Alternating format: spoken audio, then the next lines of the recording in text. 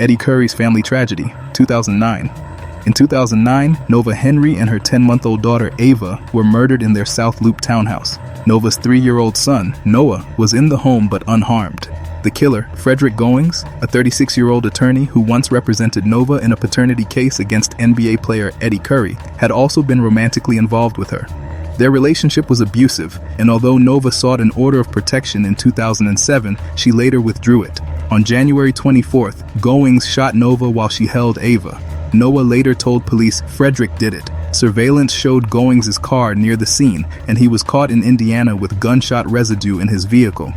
In 2013, a jury convicted him after 4 hours of deliberation. He received life without parole. Curry gained custody of Noah, while Nova's mother became an advocate against domestic violence, determined to prevent similar tragedies. Robert Swift's downfall. Robert Swift entered the NBA straight from high school when Seattle drafted him 12th overall in 2004. At over 7 feet tall, he showed promise, but injuries derailed him early, tearing his ACL at 21, then his lateral meniscus the following season. By 2009, Seattle moved on, and Swift's NBA career faded despite $11 million in earnings. His finances collapsed quickly. The mansion he bought in 2006 went into foreclosure by 2011. When photos emerged in 2013, the home was littered with trash, broken glass, spoiled food, drug paraphernalia, and ammunition. In 2014, a police raid in East Seattle found Swift with heroin, meth, stolen goods, and weapons, including sawed-off shotguns and thousands of rounds of ammo. He pleaded guilty to possessing an illegal short-barreled shotgun and served 1 year in prison. After his 2016 release, he tried coaching youth basketball and playing locally, but never returned to the NBA. Keon Clark's Spiral, K.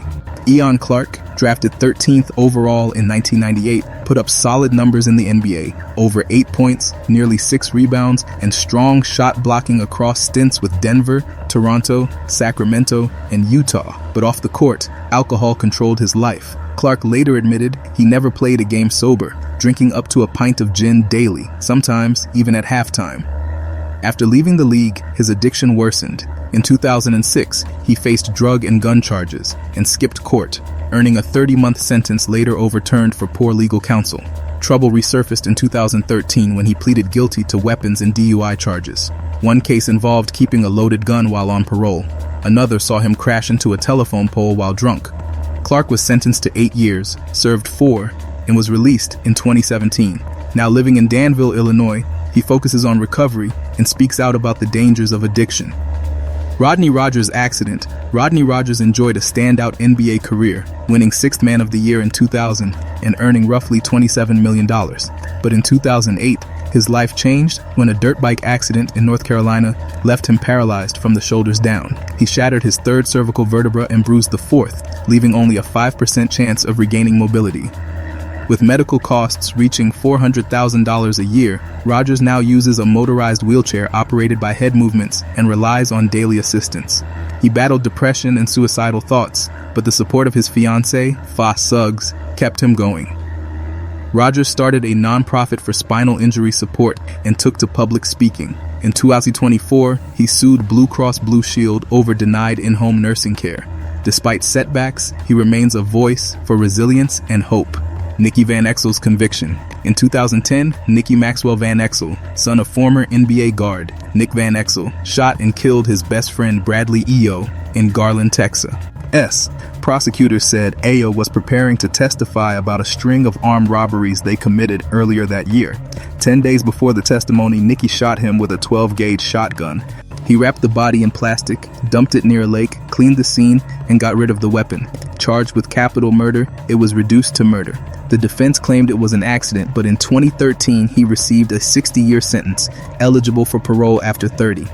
Greg Oden's arrest. On August 7, 2014, police in Lawrence, Indiana, responded to a domestic violence call and found Greg Oden's ex-girlfriend with facial cuts, swelling, and bruises. Oden admitted he had punched her and expressed regret. Initially facing misdemeanor charges, prosecutors later added felony battery causing serious bodily injury. In a plea deal, he pled guilty to the felony, with the other charges dropped. In 2015, he was sentenced to 999 days of probation, ordered to pay fines, a attend counseling, and follow a no-contact order.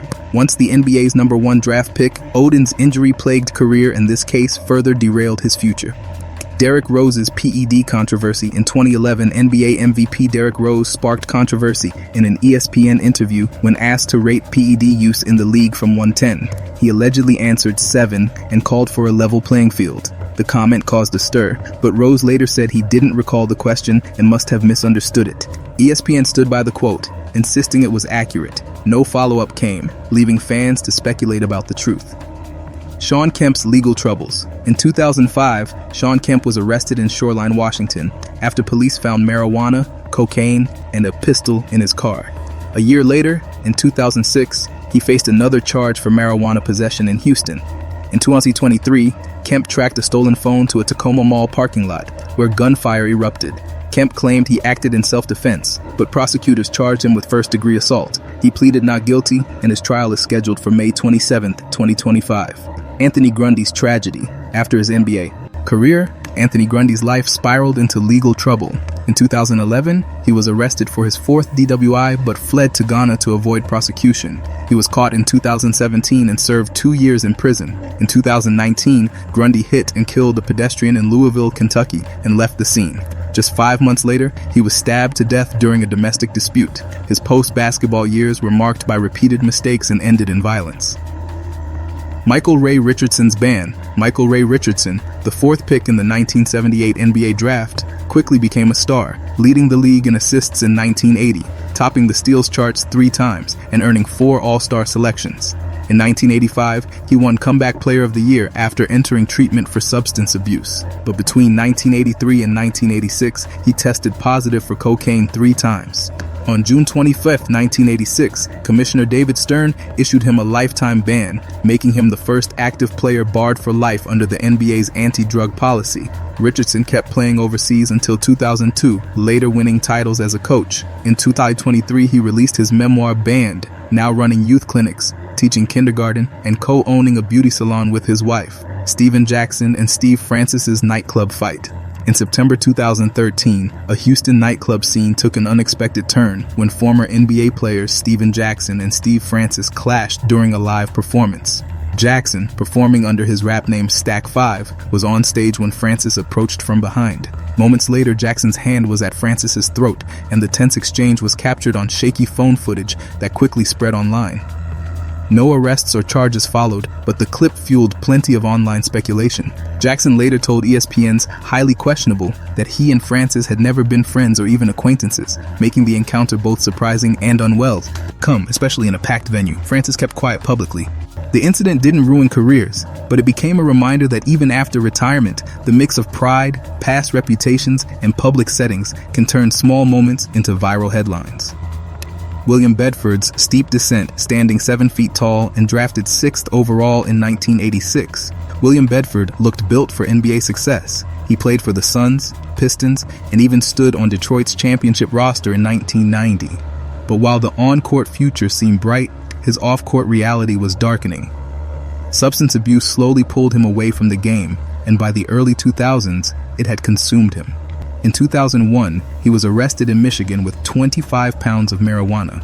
2 years later, a cocaine trafficking conviction earned him a 10-year prison term. Behind bars, Bedford faced violence, threats, and the kind of survival that felt a world away from NBA arenas. Released in 2011, he began mentoring and coaching, turning his mistakes into cautionary tales for young athletes. Bedford's life became a reminder that talent can open doors, but choices decide whether they stay open. Leon Smith's rise to the NBA was built on talent and hardship. Removed from his home at age 5 and raised in foster care, he became a Chicago high school star, averaging 25-plus points and 14 rebounds. Drafted 29th overall in 1999 by San Antonio and traded to Dallas, his career quickly spiraled. Smith refused to play in the minors or overseas, insisting on an NBA spot, creating friction with the Mavericks. In November 1999, his struggles exploded. He smashed a car window, then attempted suicide by swallowing roughly 250 aspirin. Hospitalized in a psychiatric facility, he was released only to be arrested twice within 24 hours. Dallas suspended him and bought out his contract for $1.2 million over 10 years. Smith tried to revive his career in minor leagues and brief NBA stints, but never found stability. Proof that without mental and emotional support, raw talent isn't enough to survive the league. Darius Miles collapsed. Darius Miles entered the NBA as a teenage phenom, earning over $62 million in his career. But by 2016, the former high flyer was filing for bankruptcy. Just $460,000 in assets against $1.5 million in debts, including nearly $300,000 owed to the IRS. Bad investments, legal issues, and injuries drained his fortune. In 2011, he was arrested at St. Louis Airport when TSA found a loaded gun in his carry-on, adding to his troubles. The deepest cut, though, came in 2018. In a Raw Players Tribune article, Miles revealed his struggles with depression and the crushing grief after his mother's death, how lost he felt without basketball and without purpose. But he's found a second act. Since 2019, he's co-hosted the Knuckleheads podcast with Quentin Richardson, sharing unfiltered stories with NBA greats. Miles' journey is a stark reminder: talent and wealth can't shield you from pain, but resilience can still write the next chapter. Melvin Turpin. Melvin Turpin was a dominant force at the University of Kentucky, earning All-American honors and leading the Wildcats to the 1984 Final Four. That same year, he was drafted 6th overall by the Washington Bullets, before being traded to Cleveland. Standing 7 feet tall, expectations were sky high, but his NBA career never matched the hype. Across 5 seasons with Cleveland, Utah, and Washington, Turpin averaged 8.5 points and under 5 rebounds, often battling weight issues that slowed him down. After retiring, he lived a quiet life, working security jobs, including at the University of Kentucky Hospital. Friends described him as kind and humble, rarely bringing up basketball. On July 8, 2010, Turpin died by suicide at his Lexington home, shocking the basketball community. His story is a sobering reminder that the transition feeds some thief